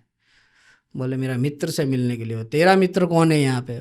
बोले त्रिलोकीनाथ प्रभु श्री कृष्ण मेरे मित्र हैं. એ લોકો બી જોઈને હસવા લાગ્યા કે બોલે આના મિત્ર આવી રીતે. અને પ્રભુ બધી લીલા જાણતા હતા. પ્રભુ અંદર મુસ્કુરાય, દુઃખ બી થાય ને મુસ્કુરાય બી. અને એ ટાઈમે ચિંતા એવી થઈ કે પ્રભુના માઇન્ડમાંથી સુદામાનું નીકળી ગયું કે મારો મિત્ર બી આજે આવ્યો છે. એવી રીતે એમના મનમાંથી નીકળી ગયું, કેમ કે છેલ્લી લીલા હતી એમની. એમનું જ્યારે આ ત્રેતાનું અંત થવાનું હતું ત્યારની એ છેલ્લી લીલા હતી, જે એક વચન માટે રહ્યા હતા એ લીલાને રાખવા માટે. ત્યારે પ્રભુને એમના દ્વારપાલોએ જઈને કહ્યું અંદર કે કોઈ એક ગરીબ બ્રાહ્મણ આવ્યો છે ને એ કહે છે તમે એના મિત્ર છો. બોલે શું નામ છે એનું? બોલે નામ તો અમને બી નથી ખબર, લેકિન એ વારે ઘડીએ કહે છે મિત્ર છે. બોલે પહેલાં નામ પૂછો શું છે? નામ પૂછ્યું તો કીધું સુદામા. જે સ્થિતિમાં પ્રભુ શ્રી કૃષ્ણ જે સ્થિતિમાં હતા તે જ સ્થિતિમાં ભાગીને પહેલાં દ્વારપાલો પાસે ગયા ને કહ્યું કાં છે મારો મિત્ર? બોલે આ ઊભો. એને ગળે લાગ્યા અને રડતા બોલે કે પ્રભુ રડો છો કેમ? સુદામાએ કીધું રડો છો કેમ? બોલે એકવાર તું શાંત થઈ જા. પછી ગળે મળીને અંદર લાયા. તે ટાઈમે લોકો તો પગ ધોવડાવે છે પાણીથી, દૂધથી, એમણે પોતાના આંસુથી ધોવડાવ્યા. અને એ જ્યારે સંયમ જે મળવાનો પીરિયડ હતો ને, એ પીરિયડ કોઈ બી વ્યક્તિ જોશે ને આંખોમાં આંસુ ચાલુ થઈ જશે. પ્રભુ રડતા કહે છે કે તું સુદામા તારા પગના અંદર આટલા કાંકરા વાગ્યા, મને એટલું દુઃખ થાય છે કે હું ત્રિલોકીનાથ છું, બધાના દુઃખો દૂર કર્યા, અને તું મારો બચપનનો મિત્ર આજે આવી સ્થિતિના અંદર તું જીવી રહ્યો છે કે છોકરાઓ પાસે પહેરવાના કપડાં નથી ને મારી ભાભી ફટેલા કપડામાં છે. તો બોલે તું પહેલાં રડવાનું બંધ કર કૃષ્ણ, તું રડી છે હું કામ? બોલે તને ખબર નથી, આ એક તરફ મારા ખુશીના આંસુ બી છે અને એક મારા દુઃખના આંસુ બી છે. તે દુઃખનું તો સમજમાં આવી ગયું કે શું છે, લેકિન ખુશીના કેમ આંસુ છે પ્રભુ? બોલે ખુશીના આંસુ એની માટે છે કે ત્રેતા યુગના અંદર, આ વાક્ય સાંભળજો તમે, ત્રેતા યુગના અંદર તને ખબર નથી તારો કયો જન્મ હતો ને મારો પ્રભુ શ્રી રામનો જન્મ હતો. એ ટાઈમે હું તને એક વચન આપ્યો હતો. જ્યારે અમે વનવાસ આપ્યું હતું ને એ ટાઈમે મા ગંગાને પાર તે કરાવી હતી કેવટ બનીને. ત્યારે તે મને કીધું હતું કે પ્રભુ મારી નાવ એક જ છે ને આનાથી મારું ગુજરાન ચાલે છે, એટલે હું તમને બેસવા નહીં દઉં, કેમ કે મેં સાંભળ્યું છે તમે પગ મૂકો એટલે એ સ્ત્રી બની જતી છે, તો મારું તો જમવાનું આ એક જ છે. બોલે સહારો, કેમ કે સ્ત્રી એની માટે બની જાય છે. ગૌતમ ઋષિએ પોતાની પત્નીને શ્રાપ આપ્યો હતો કે જ્યારે ત્રેતાના અંદર પ્રભુ શ્રી રામ આવશે ને તને પગ લગાડશે ને ત્યારે તું પાછી સ્ત્રી બનશે. એટલે એ વાક્ય એને સાંભળેલું હતું. ત્યારે એમણે પાર કરાવવા માટે પહેલાં પગ પાણીથી ધોયા, ચરણામતની જેમ પીધું અને ઘર પરિવારવાળાને બી આપ્યું ને કેવટે જેમ પાર કરાવી નદી. પાર કરાવ્યા પછી પ્રભુએ કીધું કે હું કોઈનો ઋણી નથી રહેતો, મારી આ એક અંગૂઠી છે એ તું લઈ લે. બોલે ના પ્રભુ, મને અંગૂઠી નથી જોતી, મને એક તમારું વચન જોઈએ કે જ્યારે તમે આવો ને ત્યારે પાછા તમે મારી નાવમાં આવવાનો છે. બોલે વચન આપ્યું. એ જતા રહ્યા વચન આપીને. લંકા પર વિજય થઈ અને વિજય થઈને પ્રભુ જ્યારે આવવાનું ચાલુ થયું તો એ તો રાવણનું પુષ્પ વિમાન હતું, એમાં બેસીને પોતાની નગરીમાં પહોંચી ગયા. એમને વચન એક યાદ હતું ત્યારે એમણે પોતાના મંત્રીને કહ્યું કે ત્યાં કેવટ છે, કેવટને કહેજે કે આ જન્મમાં તારું વચન પૂરું ના કરી શક્યો, લેકિન તારી માટે દ્વાપર યુગના અંદર પ્રભુ શ્રી કૃષ્ણના અવતારમાં આવીશ અને તારો બી પૂર્વ જન્મ થશે અને એ જન્મના અંદર હું તારું આ વચન દૂર કરીશ. ત્યારે પ્રભુએ કીધું કે તું જે સુદામા છે ને તે પૂર્વ જન્મનો પેલો કેવટ છે જે મારા પગ ધોઈને ચરણામત રૂપમાં પીધું હતું, ને આજે હું તારા આંસુ એ ખુશીથી ધોઈ રહ્યો છું કે મેં તારું આ વચન નિભાવી રહ્યો છું. એને આ મિત્રતા કહેવાય, જે પોતાના વચનને નિભાવવા માટે પૂર્વજન્મ મિત્રને બી અપાયો, મિત્રના રૂપમાં એક કેવટને અપાયો. પણ આમ જોવા જઈએ તો સુદામાનું જીવન તો બહુ કષ્ટદાયી રહ્યું. કષ્ટદાયી એની કારણ હતું, આ બી હું તમને કહી દઉં, સમય થોડો લાગશે લેકિન હું તમને કહું. કષ્ટદાયીનું કારણ કે જ્યારે બચપનમાં એ પોતાના ગુરુકુલમાં ભણતા હતા ત્યારે જે ગુરુ માતા હતી ત્યારે એ ગુરુ માતાએ એમને ચણા સાથે બાંધીને આપ્યા કે બેટા કૃષ્ણા કો ભૂખ લગતી હૈ તો તુમ દોને થોડે થોડે ખા લેના. તો એ ટાઈમે બહેનો શું સંજોગ કોઈએ ગમે તે કોઈએ સુદામાનો સમય ખરાબ કો કંઈ બી કહો કે ત્યાં વરસાદ આવવાનું ચાલુ થઈ ગયું. વરસાદ આવવાનું ચાલુ થયું તો શ્રી કૃષ્ણ ભગવાન બીજા ઝાડ પર ચડી ગયા અને સુદામા બીજા ઝાડ પર. કલાક 2 કલાક રહ્યા. હવે નાની ઉંમરે એટલે ભૂખ તો વધારે લાગે, કેમ કે ઠંડુ મોસમ થઈ ગયું એટલે ભૂખ લાગવાની છે, વરસાદ પડી એટલે એમને પોતાની પોટલી ખોલીને ચણા થોડા થોડા ખાવાના ચાલુ કર્યા અને કીધું કૃષ્ણા તુમ્હારે મેરે પાસ ચને પડે, તુમ બાદ મેં ખા લેના. શ્રી કૃષ્ણ ભગવાનને તો લીલા ખબર હતી કે ભાઈ આ રહ્યા તો બધા ખાઈ જ જશે, કેમ કે જે બી વિધિના વિધાન છે ને સમયથી જોડાયેલા હોય છે, આપણે નથી કરી રહ્યા, એ સમયના પ્રમાણે જોડાયેલા હોય છે. એ ચણા બધા ખાઈ જતા હોય છે, ચણા ખાઈ જતા હોય છે. હવે નાની ઉંમરમાં કોઈ બી હોય ભૂખ તો લાગવાની છે. જેમ એ પોતાના ગુરુકુલ પહોંચે છે બંદેવ મિત્રો પોતાના બધા સખાઓના સાથે પહોંચતાની સાથે જ કે ગુરુમાં ભૂખ લગી है खाना दो, गुरुमा भूख लगी है खाना दो. श्री कृष्ण भगवान गए तो मैंने बोले सुदामा को चने दिए थे तुमने खाए नहीं? बोले माँ वो दूसरे दरख्त पे था, मैं दूसरे दरख्त पे था, मेरे भाग के भी चने સુદામા ખા ગયા. એ ટાઈમે માતા ગુસ્સામાં આવીને સુદામાને શ્રાપ આપે છે કે દરિદ્ર રહીને તું ફરતો રહેશે, તું બીજાના ભાગનો બી ખાઈ ગયો છે. એટલે એમને પોતાનું આ જીવન કષ્ટમય જીવ્યું છે. કેમ? અને શ્રી કૃષ્ણ ભગવાન ચાહતે તો એમને પહેલે બી બધું આપી શકતા હતા, લેકિન પોતાના ગુરુમાના વચનને નિભાવવા માટે એમણે બધું આપ્યું નહીં અને સુદામાએ બી માંગ્યું નહીં. વાહ, બહુ સરસ અને સુંદર વાત થઈ. આજે ઘણું બધું જાણવા મળ્યું. આમ જોવા જઈએ તો તંત્ર મંત્ર, ભૂત પ્રેત, પિશાચ અને છેલ્લે ભગવાનના આટલા અદ્ભુત જે કથા પ્રસંગો રહ્યા છે એની પણ આપણે વાત કરી. બહુ આનંદ આવે છે જ્યારે જ્યારે આપની સાથે વાત થાય છે અને ઘણું નવું શીખવા મળે છે.